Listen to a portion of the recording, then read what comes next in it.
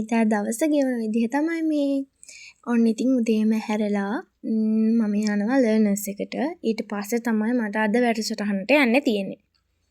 ඉතින් පාරේ යන ගමන් තමයි. ඊට පස්සේ ඉතින් බස් එකට නැගලා බස් එකේ ඉඳගෙන ඉතින් ගියා. ඔන්න ලර්නර්ස් එකේ මගේ වාහන පුරුදුලා ඉතින් මං ඉන්නවා අනිත් ඒවට යන්න. ඊට පස්සේ බාලදක්ෂ උද්‍යානයට ආවා මාතලේ ඉන්න තැනක් නැති නිසා වෑන් එකේ නැගන් අපේ.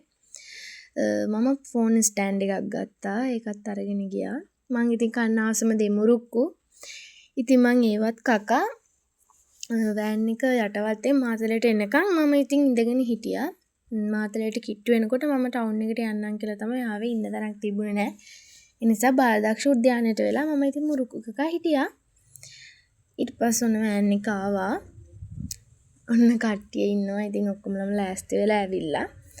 දැන් ඉතින් යන්න තමයි යන්නේ. ඊට පස්සේ ඔන්න අපි එහෙ ගිහින් කරන අයිටම්ස් ටිකක් තමයි තියෙන්නේ.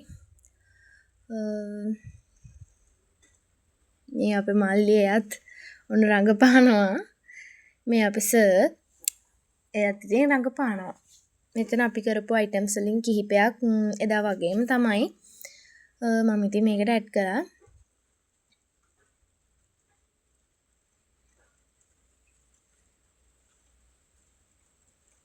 මේ පාරණන් ඉතින් ගොඩාක් අපි කරේ නෑ. වෙලාවත් මදි. එතනත් අපහසු නිසා.